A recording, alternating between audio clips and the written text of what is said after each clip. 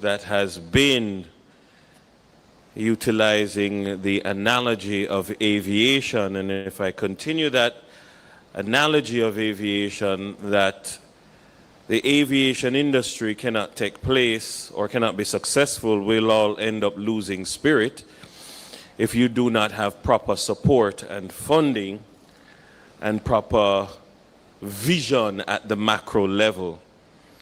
And so we are pleased to have our keynote speaker here today to share some thoughts. At this time, to introduce the keynote speaker, I'm going to invite a gentleman from the Turks and Caicos Islands, a country where the keynote speaker was only very recently present, and a space where Jamaica continues to work and influence and work together. And so it is quite fitting for him to introduce our keynote speaker. Ladies and gentlemen, welcome Inspector Dominic Missick.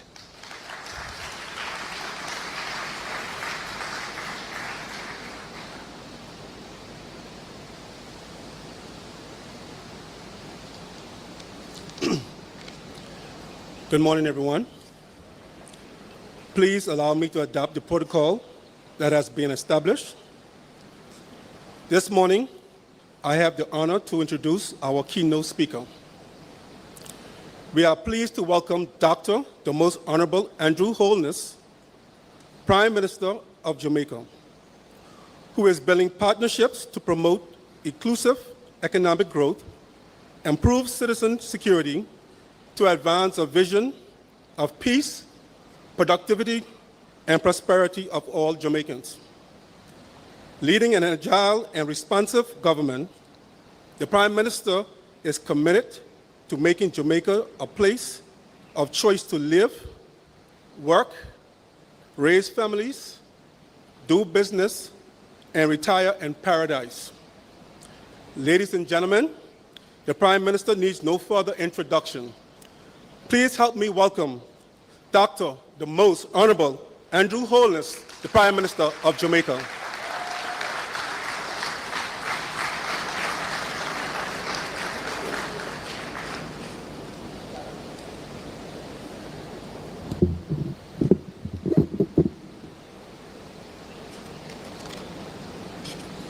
Thank you for that lovely introduction. Deliberately, I will go through the protocols. Let me acknowledge Senior Superintendent Mr. Dennis Brooks, our Master of Ceremonies, and indeed the Master of Ceremonies for the JCF. And he does that very well. Allow me to acknowledge Mrs. Kedisha Campbell, Permanent Secretary in the Ministry of Energy, Telecommunications and Mining. Mr. Richard Stewart, Deputy Commissioner of Police, representing the Commissioner of Police.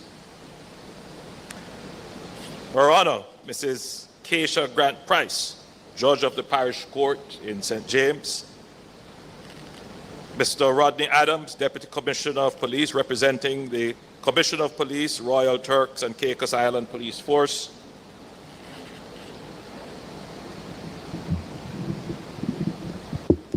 Ms. Latoya Mitchell, Director of Inland Border Force, representing the Permanent Secretary of the Ministry of Immigration and Border Services, Turks and Caicos Islands. Directors and heads of faculties at the National Police College of Jamaica, other officers and other members of the Jamaica Constabulary Force, graduates and staff of the Police Training College, representatives of the media, ladies and gentlemen, good afternoon. I'm honored to join you this afternoon. The course you have completed was designed to build competencies that modern policing requires. leadership, professionalism, communication, resource management, administration, investigation, intelligence, and operations. These are the operating tools of command that you will need to master to be effective managers in one of the most difficult public institutions in our country. When I accepted the invitation to speak at this event, I did not know that there would be an incident in St. James that would shine a particular light on the JCF. And since then, I have received letters, emails, messages from average citizens, ordinary Jamaicans, asking me to comment on the matter. It is indeed a matter of great public concern. I have been deliberately silent on the matter up until this point. Because as Prime Minister, I cannot and should not make statements that are not properly thought out. And in the immediacy of an event, sometimes we can make statements that more complicates than advance understanding. And so this turned out to be an opportune occasion on which I could make a few comments on the matter. Clearly, I cannot address the facts and details of the matter, and I don't think the public expects me to do that. But I think the public needs some reassurance of who we are, what we believe, and what it is that we want to achieve. At the core of this is humanity and dignity. That's what it comes down to. Humanity, dignity, and respect. Less than a week ago, Latoya Bulgin from St. James lost her life in a police-involved shooting. I extend my sincere condolences to her family, her friends, her community, and all who are grieving. I know that the incident has caused pain, anger, and deep concern across Jamaica, and not just in Jamaica. I believe that we should all recognize that we live in a global village, and anything that is happening in Jamaica, yes, it has parallels elsewhere. We see the situation in Minnesota a few months ago, but what is happening here is exported in milliseconds in other jurisdictions. And so I've been receiving calls from Jamaicans overseas concerned, and from friends who are not Jamaican, but who would have seen the incident circulated, and they are also concerned.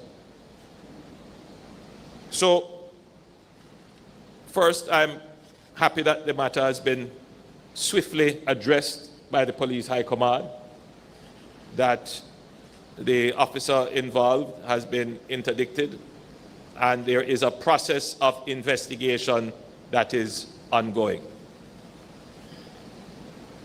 One of the things that Jamaica can be proud of is the establishment of a mechanism to independently investigate officers of the state when, in the course of their duty, a life is taken. That was a fundamental and profound change in how Jamaica policed itself. And as officers coming up in the police force, I am hopeful that it is the general understanding that the entire objective of the state is to preserve life. I want that to be the default position.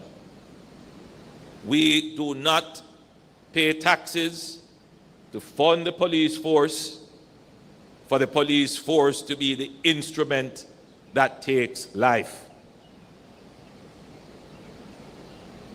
or for any arm of the state for that matter.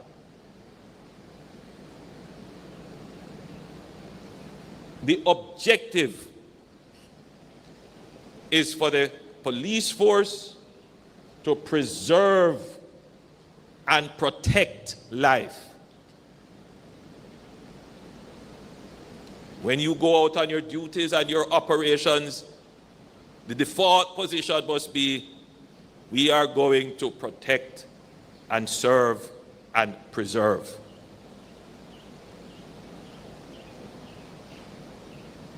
There are some who go out with the default position that they intend to take life. But you as leaders, you must quickly identify those and correct that false notion that they have.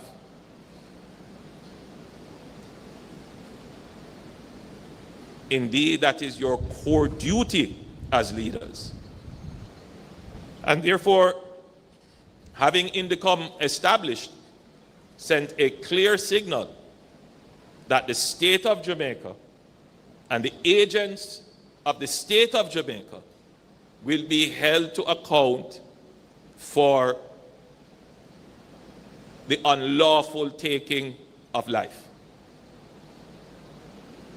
And any police involved shooting or killing will be independently investigated to give assurance to the public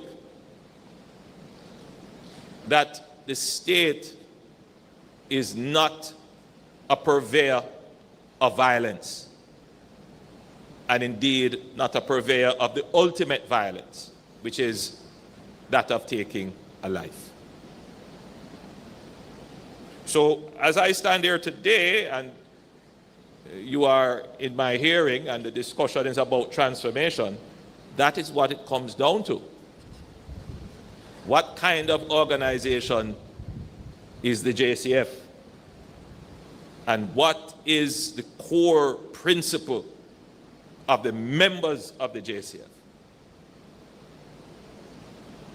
And what is the abiding principle of its leadership?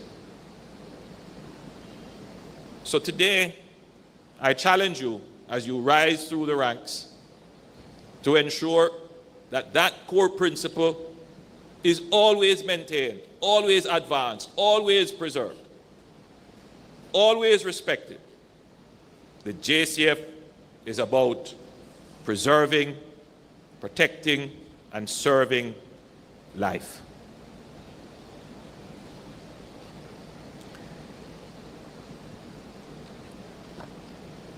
However,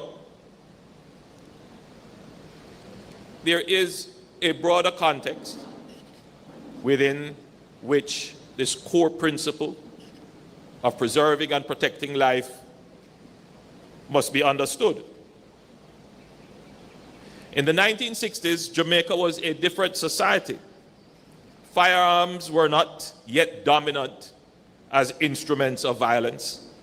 The police operated in a context where their authority was more likely to be accepted, where the baton, or the baton if you prefer, symbolized a different model of law enforcement.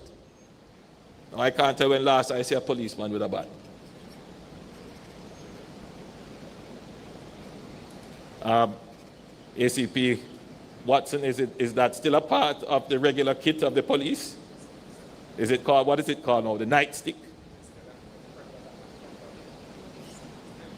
We still call it the baton. But is it carried often these days? I guess that was the ultimate form of non-lethal weaponry at that time. Or less lethal weaponry. So we are coming from that time when all you needed was the baton as a police force. And where violence was not organized. And where there was no transnational characteristic of crime. Those days are no longer. And of course, we can trace the transition of the society between the 70s and the 80s, with the rise of political violence, and then the transnational drug trade, and then along with that came the proliferation of illicit firearms. So the police had to confront a new reality of automatic weapons, armed gangs, and transnational criminal networks. In more recent years came the transition to the lottery scamming economy, for which guns became tools for protecting illegal earnings, displaying status and projecting power. As the criminal underworld became more organized and more deadly, the JCF had to evolve to contend with what was becoming an existential threat to the state. This is the Jamaica that the modern JCF has had to confront. Communities where criminal networks are armed, places where witnesses fear retaliation, spaces where the physical layout of lanes, zinc fences, informal pathways, and unplanned settlements can allow danger to emerge from any direction and any situation in which the police officer may have only seconds to interpret whether or not a movement is innocent, confused, resistant, or deadly. We must be honest about what this does to the mind and body of the police officer. A police officer operating repeatedly in high-risk environment can become hypervigilant. That officer learns to scan every moment, every hand, every corner, every window, every vehicle, every shadow, and to perceive it as a threat. Hypervigilance can keep an officer alive, but it needs to be properly managed by training, supervision, discipline, and a command culture. Understanding this reality is not the same as excusing error in discipline or unlawful conduct. It is precisely because the environment is difficult that training, judgment, supervision, and accountability must be stronger. You who are graduating and in line for your promotions, this is what will be required of you.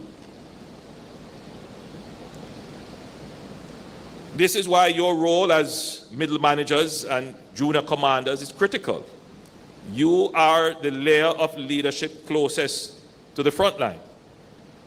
You translate policy into practice. You set the tone at the station, on patrol, at the checkpoint, in the briefing room, in operations, and in the aftermath of an incident.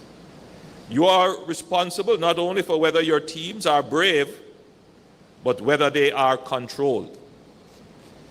Not only for whether they are assertive, but whether they are lawful. Not only for whether they can confront criminals, but whether they can distinguish clearly between a genuine threat and a civilian who may be confused, frightened, or simply going about their business. Jamaica has asked much of its police. We have asked you to confront gangs, remove illicit weapons from our streets, disrupt transnational criminal networks, protect communities, restore public order, manage traffic, respond to domestic disputes, secure public events, investigate complex crimes, and increasingly serve as the visible face of the state in communities that have been traumatized. We have also invested in you. Over the last decade, the government has made sustained investment in the Jamaica Constabulary Force, in recruitment, mobility, intelligence, technology, training, infrastructure, equipment, and operational capacity. The JCF is now more capable than it has ever been in its over 150 years existence.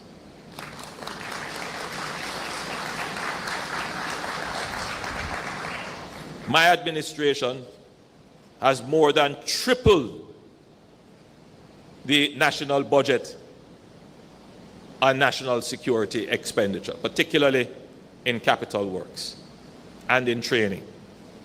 Importantly, for the first time in the history of the JCF, the force has reached its full establishment of 14,000 officers.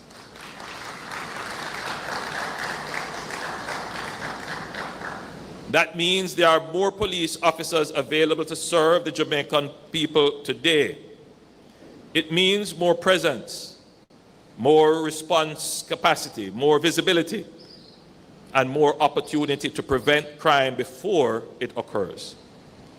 But it also means more interactions between police and citizens. And as interactions increase, the chance of an interaction going wrong also increases, unless standards, supervision, communication, and accountability increase at the same time. For those of you who are part of tactical operations of the JCF, you will immediately understand the term muscle memory.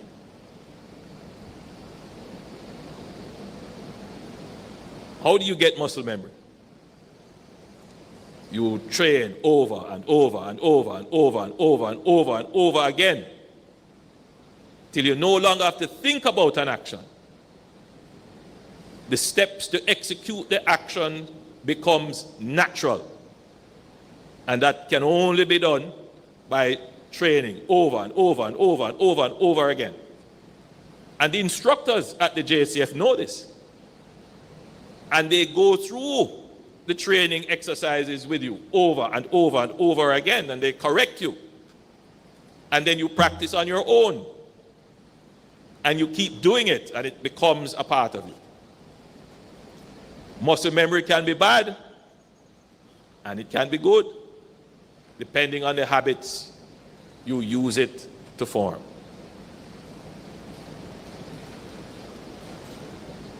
There are some habits which the JCF, at this point in your transformation, must pay special attention to eliminate from your practice and your doctrine.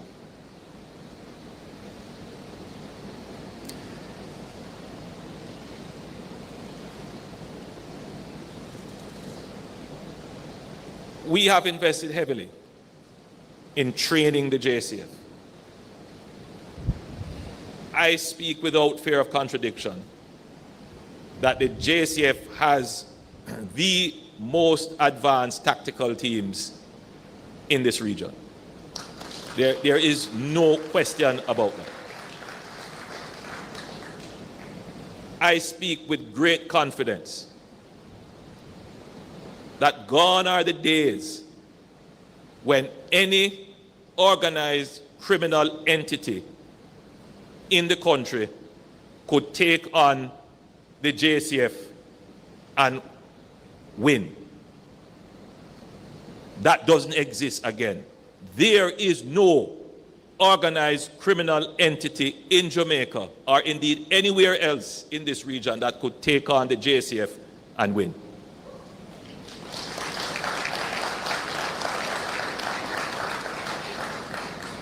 That must not happen. There must only be one monopoly on the use of force. The state must have that monopoly. And we must train the agents who have that monopoly on the use of force exceedingly well.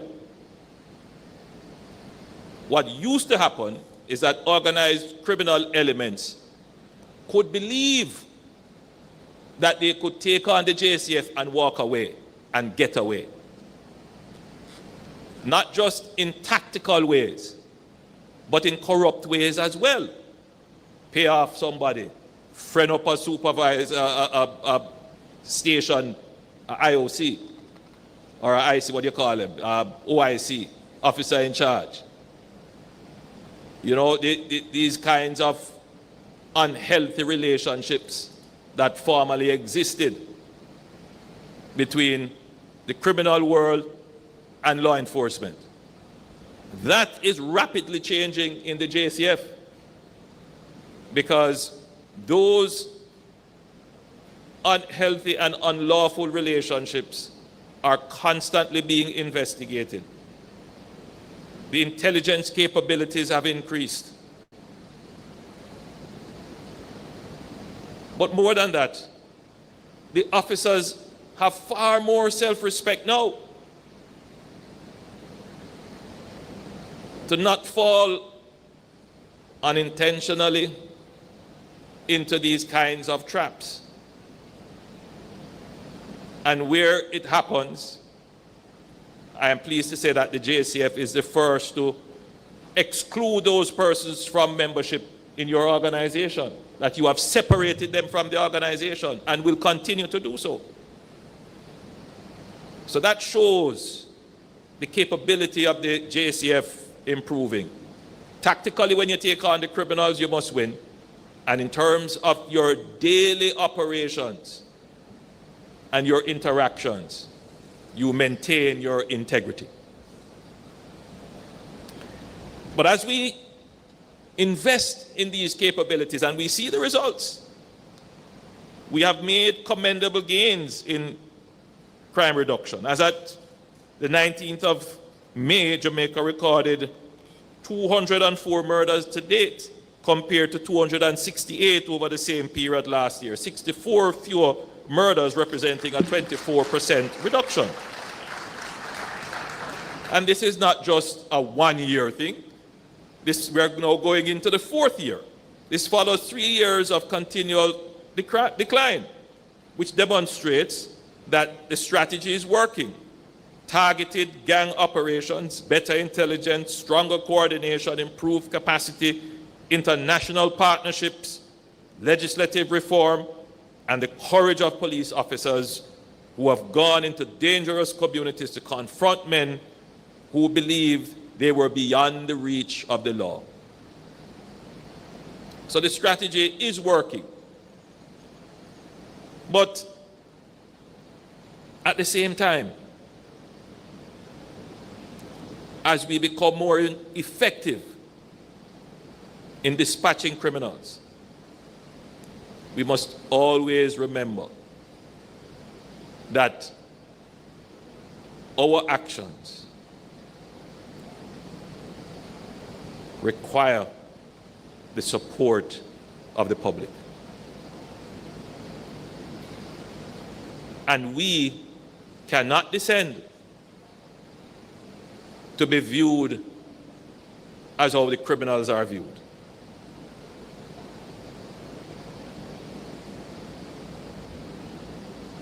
It is the dignity and the integrity, the compassion that you exercise your duty, that distinguishes you and gives value to the uniform that you wear. And so your conduct in being truthful to the principle and value of preserving life is absolutely important. Inasmuch as I heap praises on the JCF in the reduction of murders, it must be understood that this was achieved with the support of communities. You are getting more intelligence. People who formerly cowered in their homes, but distressed about what they are seeing and couldn't do anything about it, they are now empowered because there is greater confidence that the JCF has separated from their ranks those who would disclose the identity of persons sharing information. We need the support of the public.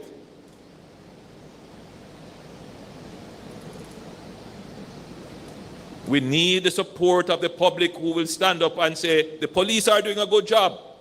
I want them in my community.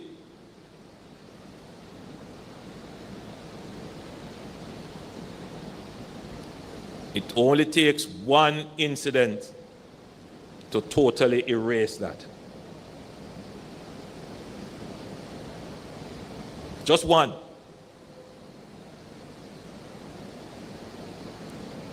We struggle as a people because of our history and the history of the JCF being formed as a colonial force to enforce a colonial order. There is always a view that our police force is there to oppress.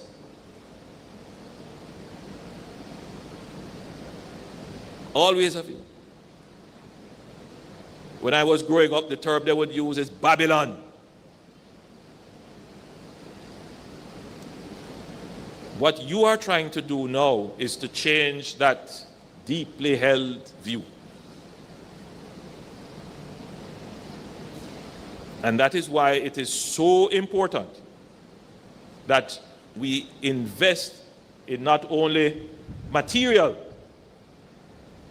equipment and capital works, but we invest in the minds of the officers of the JCF.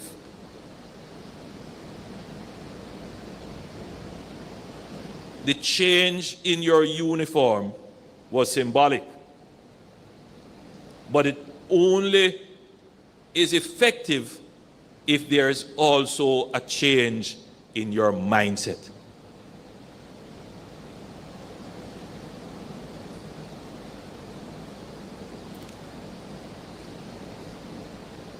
DCP, I did not come here for a brief speech.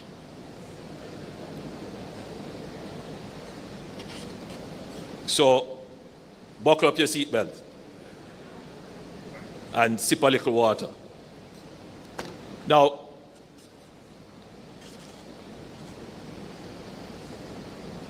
I know that the JCF is investing heavily in changing its doctrine.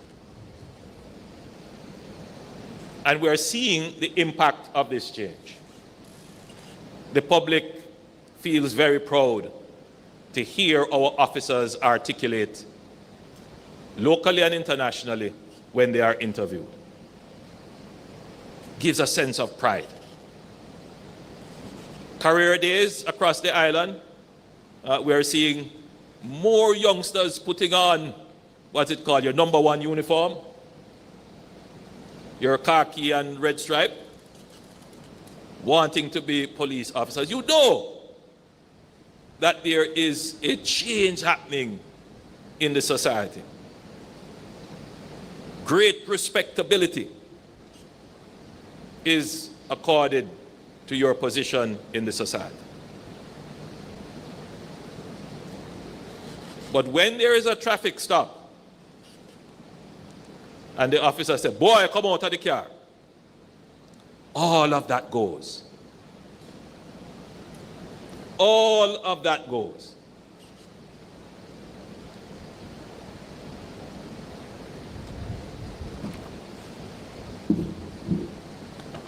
Professionalism is your obligation.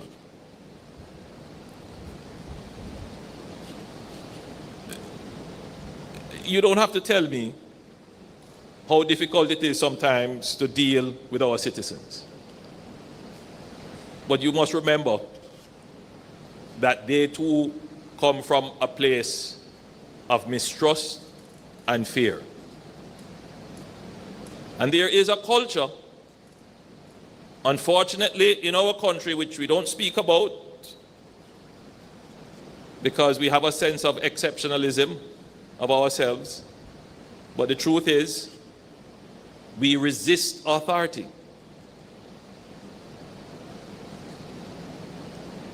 So the police is coming to the citizen with the notion that their authority must automatically be accepted and respected because I wear the uniform.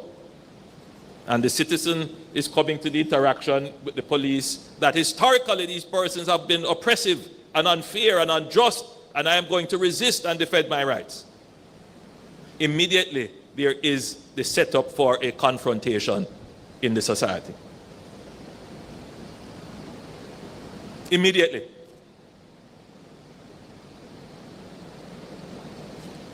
This cannot continue as we seek to modernize our society. There must be a watershed period where this ends. In the same way that we have been able to end political violence and we are now getting on top of murders, the police force must now lead in dealing with how we manage police-citizen interaction. Let me say this. The public may not readily know the mechanics of how policy is formed in national security. Maybe some of the officers here may not know. But there is such a thing as the National Security Council. The National Security Council is a committee of the cabinet, and it brings together all the ministries, well, the ministers and their permanent secretaries responsible for ministries that have line responsibility for security. It also has all the heads of security entities. Obviously, the JDF, the JCF, MOCA, Customs. We have recently added ODPEM because managing disasters have now become a part of national security concerns. And we meet once every month. And we discuss the interconnectivity of all of these entities for national security. And high on the agenda, repeated on the agenda, I've raised it several times to the Commissioner of Police, is the uncivil interactions between citizens and the police force. I've seen it so often, it is shared on social media, it makes the country look bad. Damaging to our image. It is now time that the JCF develops and deploys, along with other stakeholders, a national public education campaign to, I don't want to use the word teach, but that's what it comes down to educate our citizens about how they should interact with the police, and to educate the police as to how they should interact with the citizens.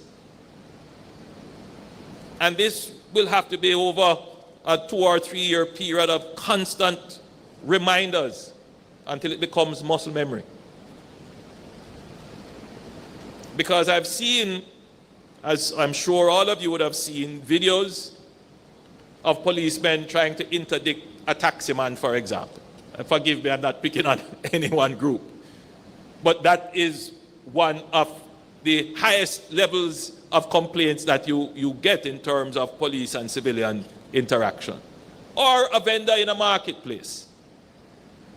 Or a traffic stop. And what should be a simple matter escalates into a confrontation. I have had so many letters written to me, and I've spoken on this before. One in particular of a young lady who had an interaction with the police, where she didn't see that the police was stopping her. The police pursued her. She panicked. She eventually stopped. And this is a young lady driving at night. She's alone. And the officers came out. And you can just imagine the colorful fabrics that were described to her.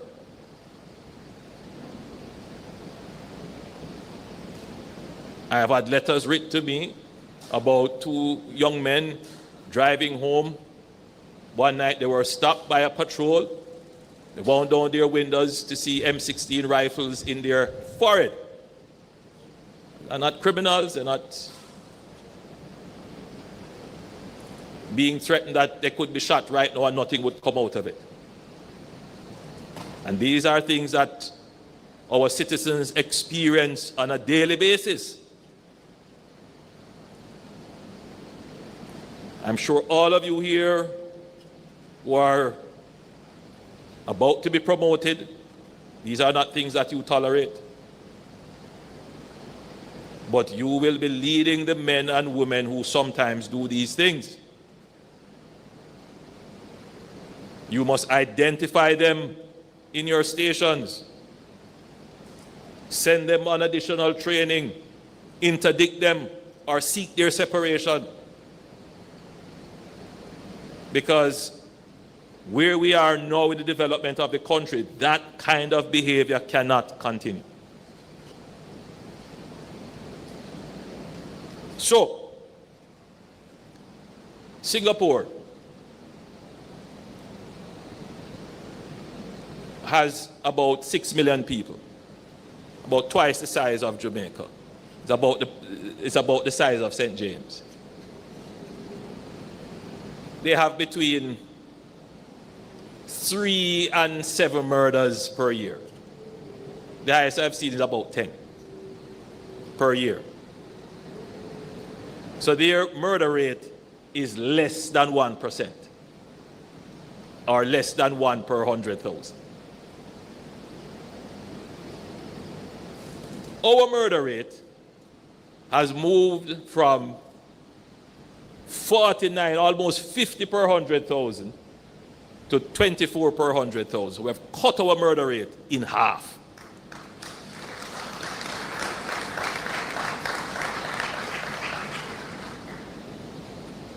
Give us a decade. If we continue with this administration executing the strategy, we will probably get to less than 100 per year. But what happens then?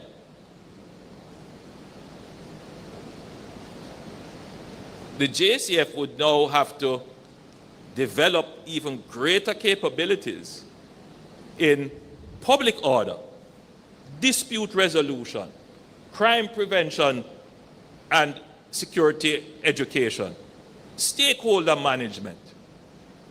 In other words, the focus on your tactical operations and your kinetic operations will have to find greater complement with your community policing operations. And that is why at the National Security Council we discuss these things from a strategic point of view, and we are going to change how security is executed in Jamaica. So right now we have to emphasize the tactical, but we don't want the tactical to destroy public trust.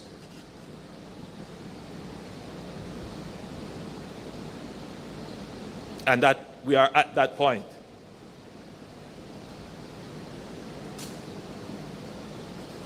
But as the tactical brings down the organized violence, we have the issue of social violence to address. And that is why we have changed the Ministry of National Security to now be National Security and Peace. And so you're going to see the JCF not pivoting, because you must continue to maintain your tactical superiority. When gunmen see you, they must get nervous and run. But when decent law-abiding citizens see you, they must say, these guys, these are the good guys, they are here to protect me. So that means you have to develop greater intelligence, greater discernment, greater respect and professionalism. So, at the National Security Council, this is our consideration. And we have given directives to the Commissioner of Police about rolling out this national public education campaign. It's amazing sometimes you see the policeman trying to arrest someone and the person is resisting. You know what the psychology is? First of all, they believe that in resisting, they can escape. That somehow the charge that is going to be preferred on them will go away if they resist. And the public needs to be educated that you are not going to be able to escape law enforcement. There's a classic case recently of a biker believing that he had escaped the police. And the police made a point to go and get him peacefully the day after. The society in which we live, you can't hide. You can't hide. And if you are interdicted or give the lawful order by the police, the best advice is to comply and then make your complaint afterwards. But it makes no sense to resist the police. And the police needs to bear this in mind, because sometimes we see the police operating as if the citizen has disrespected them personally, meaning that they have lost their professional standing totally to go now and trace with the citizens, as we say in Jamaica. Whereas a police officer, you must never lose your professional standing. Never. And this is why we need to go through this process of public education. This really should have been reinforced in civics in schools. But until we get to that point, we need a national campaign.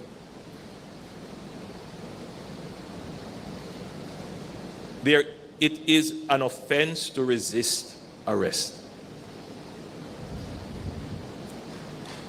Yes, you don't believe that you can escape the police. And just to be clear, it is the directive that if you escape the police, they are going to dedicate the resources to find you. So it's better that if the police come, comply. Now, I said earlier that you're not going to be able to escape in Jamaica, and we'll be able to find you wherever you are. And that is because technology has improved and increased and is being deployed rapidly. One such technology is the body-worn camera.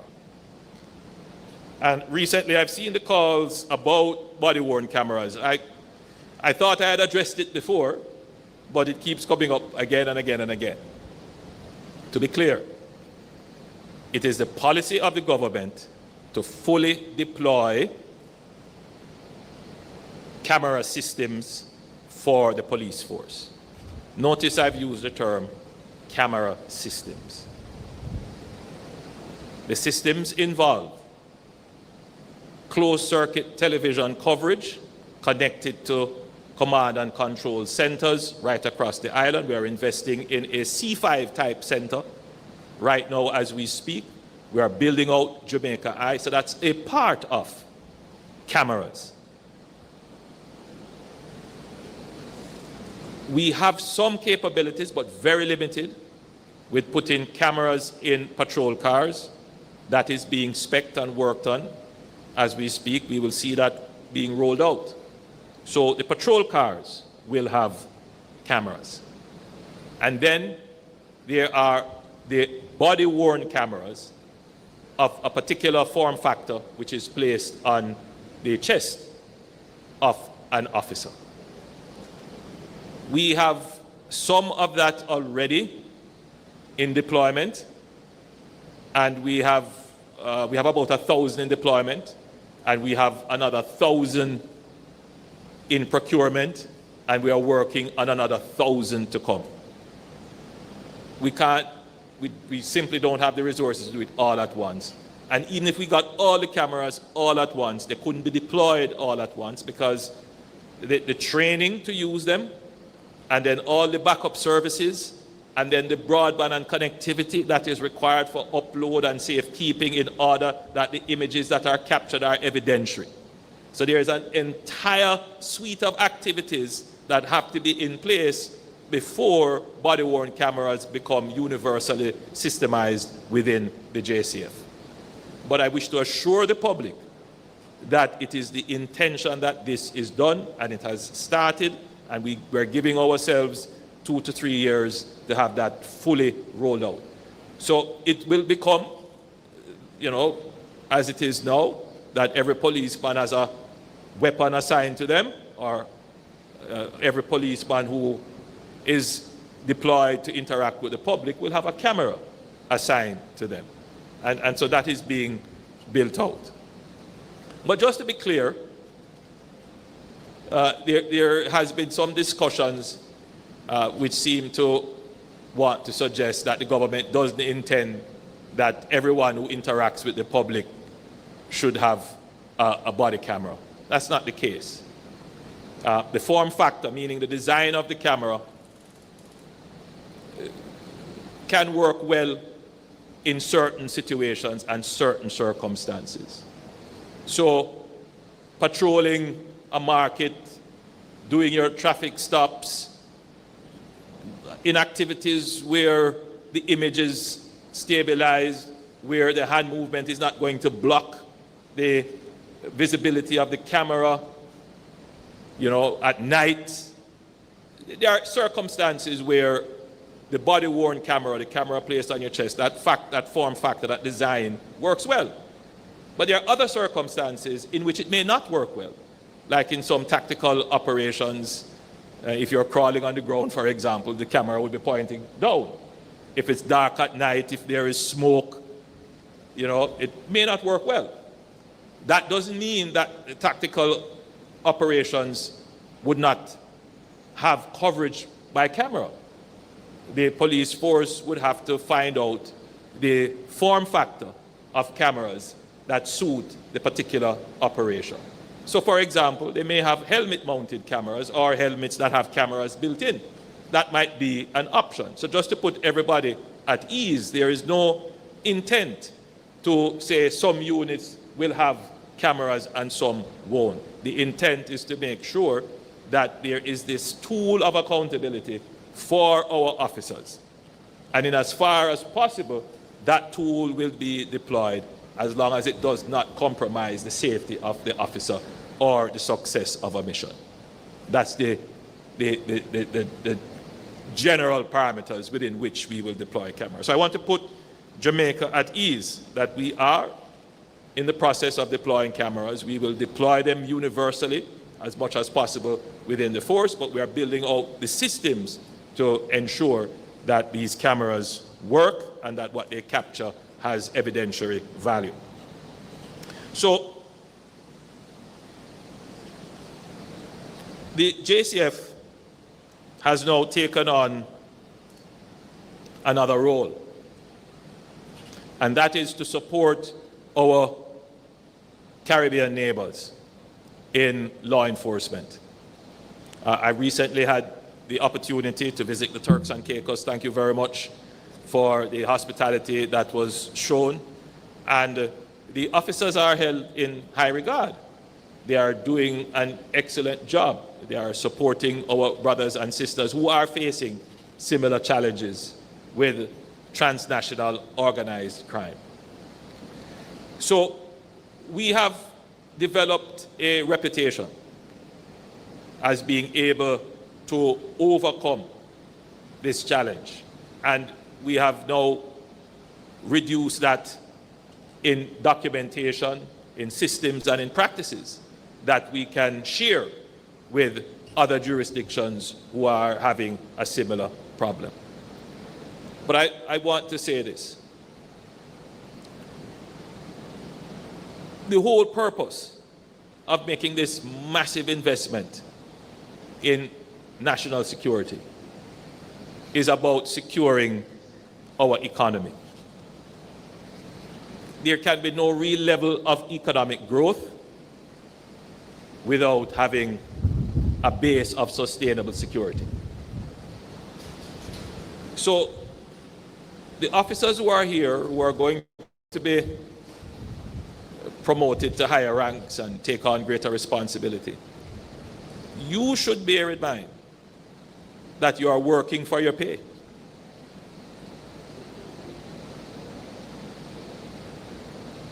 Because the greater the security you give us, is the more we will be able to grow the economy. I use the example of BVI and Turks and Caicos and other Caribbean countries. They have massive investments being directed in their economy, particularly in tourism and health and lifestyle. The biggest challenge for them was security. If you take the Turks and Caicos, for example, their murder rate was higher than ours. Can you imagine? Last year, or the year before. Last year, it was cutting Europe now like at 10, or probably less, per 100,000 because of the intervention. The island is booming. The tourism stakeholders are happy. They can now move on with the plans that they have. Similarly for Jamaica. But it's going to take a much longer time for the new security blanket that we have created to generate the economic returns. Because for almost 50 years, we have developed this reputation as a high crime country. It's not going to change in 4 years. But we cannot at this stage give up. We cannot at this stage not continue to persevere. So, as I close my presentation to you, I want you to appreciate that your job is not only the reduction of crime. Your job is about helping the government to improve our economic prospects. It is in improving the economic prospects that we will be able to give better pay.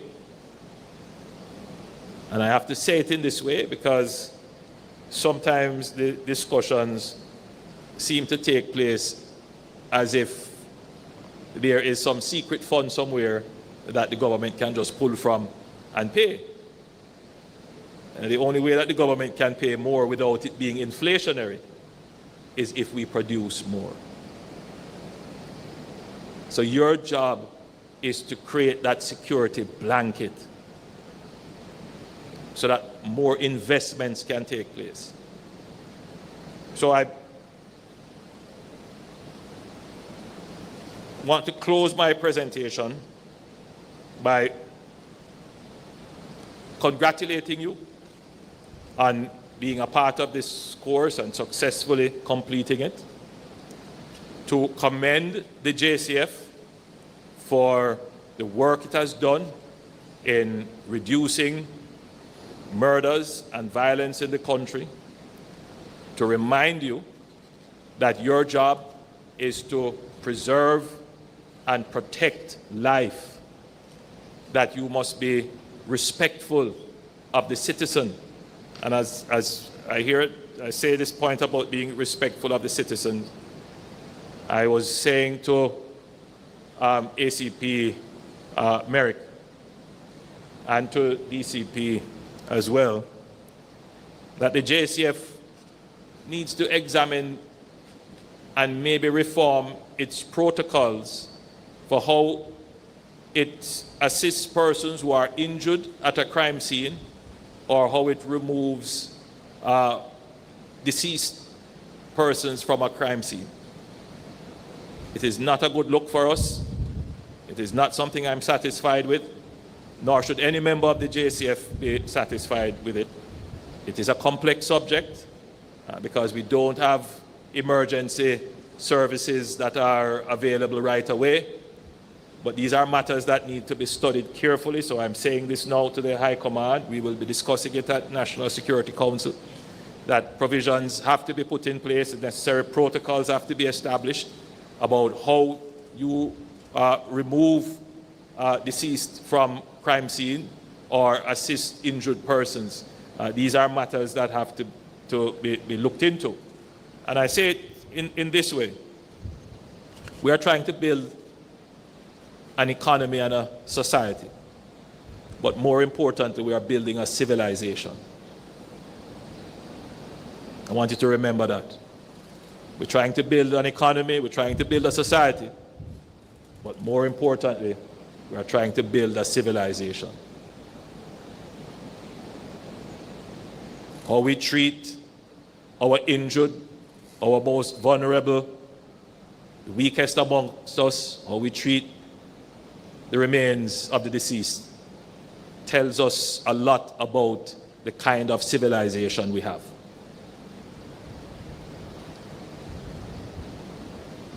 And so if the JCF is transforming, then that must be part of the transformation.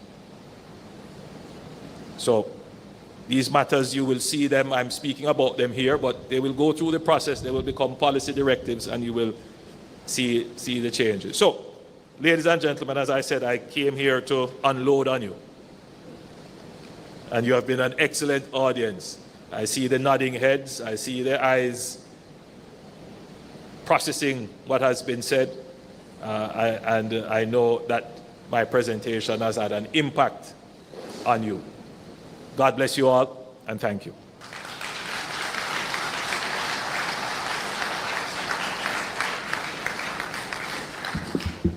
Thank you very much, Prime Minister, for that wide range